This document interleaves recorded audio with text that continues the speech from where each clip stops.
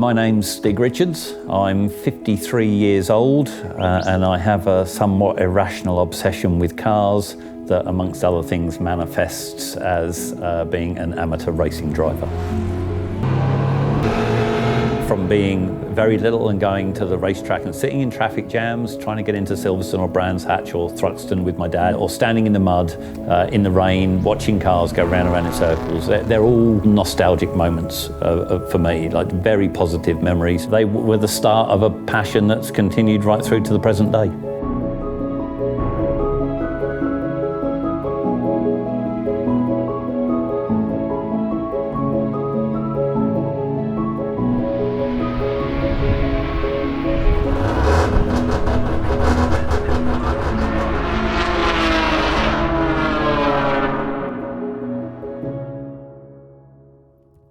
Why I love motorsport is probably the hardest question. I like the camaraderie at the racetrack. I like the people that I meet there. I could tell a million stories about people who I race against, helping me get back on the track, in some instances to then beat them. I love watching motorsport. I love the engineering side of it, the melding of machine and human input, and trying to optimize everything as much as you possibly can. And that's right the way through, from the most amateur motorsport right the way through to Formula One, which I watch religiously. My name's Paul Sims. I've been following motorsport up and down the east coast of Australia for just over 50 years now. I don't drive, I love it purely from the spectator's point of view. But you're constantly turning up, you get to know drivers, you get to know teams. They'll tell you about how things are going, what things are working, what things aren't working. You know, you're always made to feel welcome.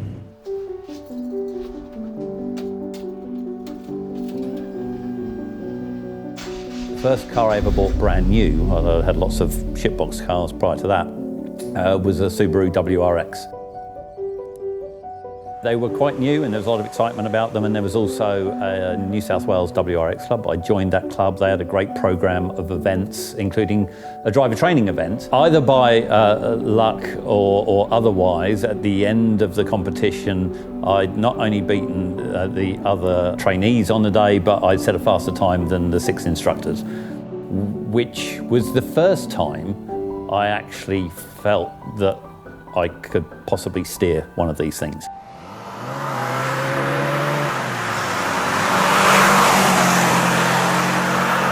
And then more recently, in the last 4 years, I've entered a series called Improved Production, and I race in the New South Wales Improved Production Championship, driving a Mazda RX-7 Turbo.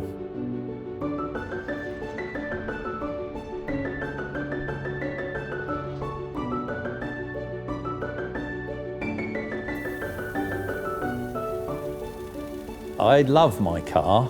My car doesn't always love me back. The car can be great, but it's also been a race car for nearly 30 years, and with that comes a lot of reliability issues, especially if you're racing on a budget. For me, I try to drive as fast and as fair as I can and hope that the car holds together and I can pick up a decent result.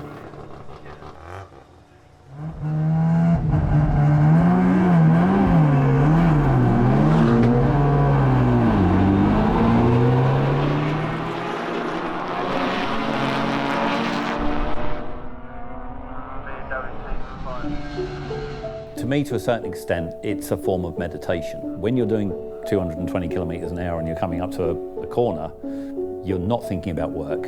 You're not thinking about worries at home or with your finances or anything else. You are purely focused on the task of driving that race car as effectively as you can. To me, that is one of the pleasures of motorsport.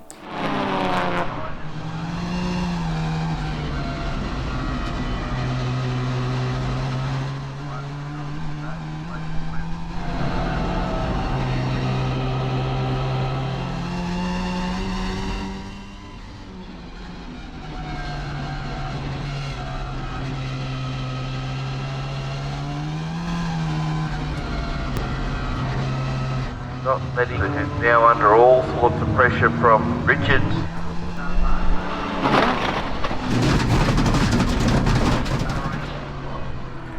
There's an often spoken phrase at the racetrack, which is a bad day at the racetrack is better than a good day at work. I'm not sure that always holds true.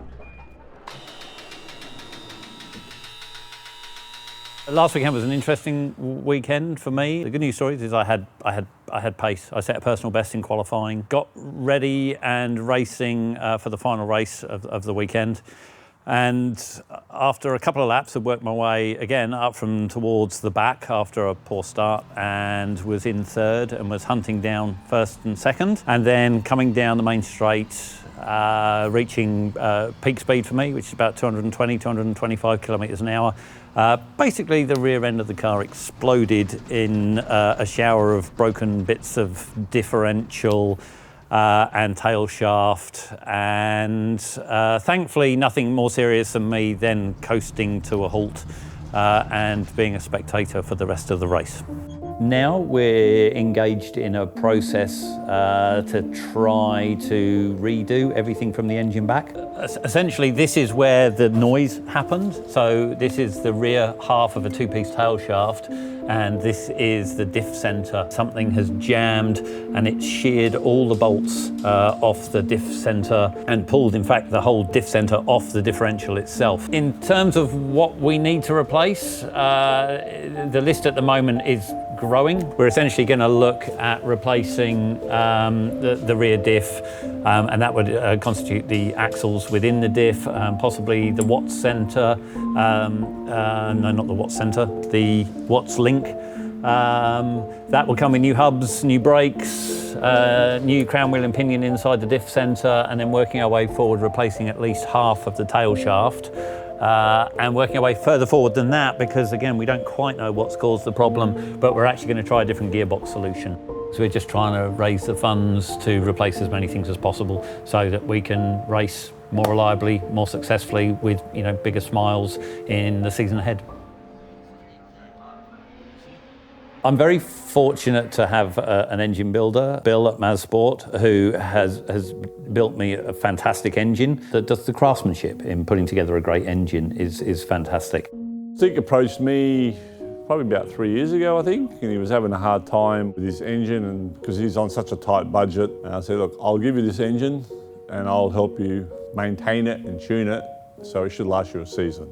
We should tune it every second or third meeting because the motor does have wear and the weather's changed. A lot of wear on the car when you're doing those sort of revs and braking and changing gears constantly for half an hour to 40 minutes. I like that sort of engineering side of things and something different. Once I retire, I'm going to do a Porsche 928S for myself with a rotary. I've got support from TurboSmart, who make sure that I've got as much horsepower as you can possibly get out of the package that I've got. And I've got the likes of Craig Alcorn and Mayan Reddy, who've always been there supporting me, both morally and mechanically. And I'll stand in the background, passing beers and being grateful. I've restored an E30 turbo over the last 4 years when I haven't been fixing the race car. I have the WRX, that was the very first car I ever competed in, that I bought in October 1998. I still have that and I maintain that. One of my kids, my daughter India, seems to have developed a car bug as well. For me, being a good husband, good dad, and tinkering with cars and trying to have fun on the racetrack would probably be where the priorities lie. Somewhere a little bit further down the list would be earning the money to do all of those things.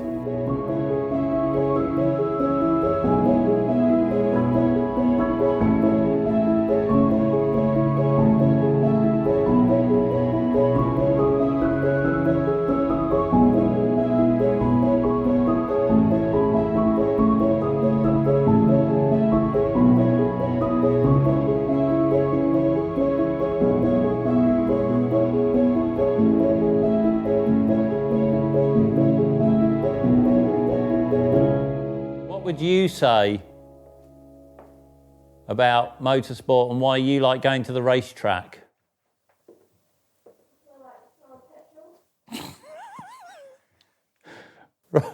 Right, but you could just go to a petrol station for that.